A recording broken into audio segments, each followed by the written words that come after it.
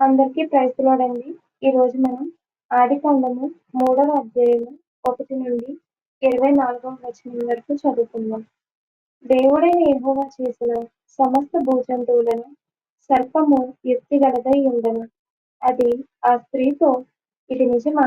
ఈ తోట చెట్లో దేని ఫలమునైనను మీరు తినకూడదని దేవుడు చెప్పెనా అని అడిగెను. అందుకు స్త్రీ, ఈ తోట చెట్ల ఫలములను మేము తినవచ్చును. అయితే తోట మధ్య ఉన్న చెట్టు ఫలములను గూర్చి దేవుడు మీరు చావకుండునట్లు వాటిని తినకూడదనియూ వాటిని ముట్టకూడదనియూ చెప్పెనని సర్పముతో అనెను. అందుకు సర్పము, మీరు చావనే చావరు. ఏలయనగా మీరు వాటిని దినమున మీ కన్నులు తెరవబడిననియూ మీరు మంచి చెడ్డలను ఎరిగిన వారై దేవతల వలె ఉందురనియూ దేవునికి తెలియునని స్త్రీతో చెప్పగా, స్త్రీ, ఆ వృక్షము ఆహారమునకు మంచిదియు కన్నులకు అందమైనదియు వివేకమిచ్చు రమ్యమైనదియునై ఉండుట చూచినప్పుడు ఆమె దాని ఫలములలో కొన్ని తీసుకొని తిని తనతో పాటు తన భర్తకును ఇచ్చెను. అతడు కూడా తినెను. అప్పుడు వారిద్దరి కన్నులు తెరవబడెను. వారు తాము దిగంబరులమని తెలుసుకొని అంజూరపు ఆకులు కుట్టి తమకు పచ్చడములను చేసుకొనిరి. చల్లపూటను ఆదామును అతని భార్యయు తోటలో సంచరించుచున్న దేవుడైన యెహోవా స్వరమును విని, దేవుడైన యెహోవా ఎదుటికి రాకుండా తోట చెట్ల మధ్యను దాగుకొనగా, దేవుడైన యెహోవా ఆదామును పిలిచి, నీవు ఎక్కడున్నావనెను. అందుకతడు, నేను తోటలో నీ స్వరము వినినప్పుడు దిగంబరునిగా నుంటిని కనుక భయపడి దాగుకొంటిననెను. అందుకాయన, నీవు దిగంబరువని నీకు తెలిపిన వాడెవడు?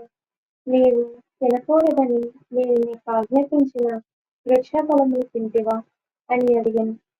అందుకు ఆదాము, నాతో నుండుటకు నీవు నాకిచ్చిన ఈ స్త్రీయే ఆ వృక్ష ఫలములు కొన్ని నాకియ్యగా నేను తింటిననెను.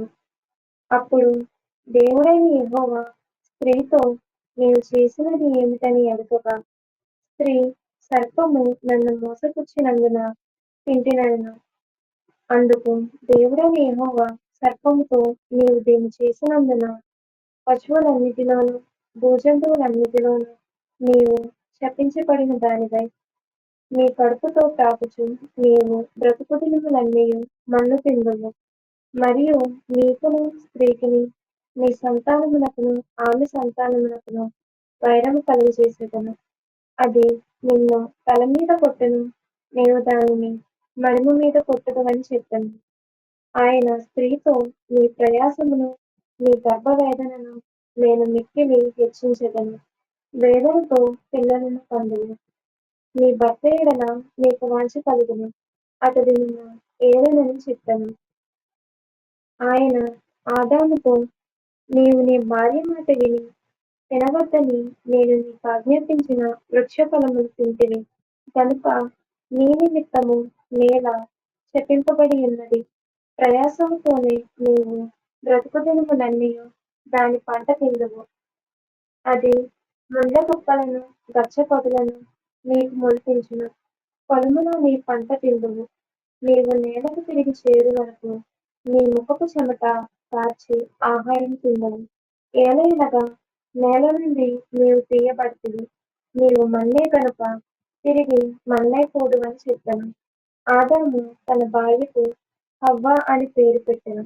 ఏలయనగా ఆమె జీవము గల ప్రతి వానికిని తల్లి. దేవుడైన యెహోవా ఆదామునకును అతని భార్యకును చర్మపు చొక్కాయిలను చేయించి వారికి తొడిగించెను. అప్పుడు దేవుడైన యెహోవా, ఇదిగో, మంచి చెడ్డలను ఎరుగునట్లు ఆదాము మనలో ఒకని వంటి వాడాయెను. కాబట్టి అతడు ఒకవేళ తన చేయి చాచి జీవవృక్ష ఫలమును కూడా తీసుకొని తిని నిరంతరము జీవించునేమో. దేవుడైన యెహోవా అతడు ఏ నేల నుండి తీయబడెనో దాన్ని సేద్యపరచుటకు ఏదెను తోటలో నుండి అతన్ని పంపివేసెను.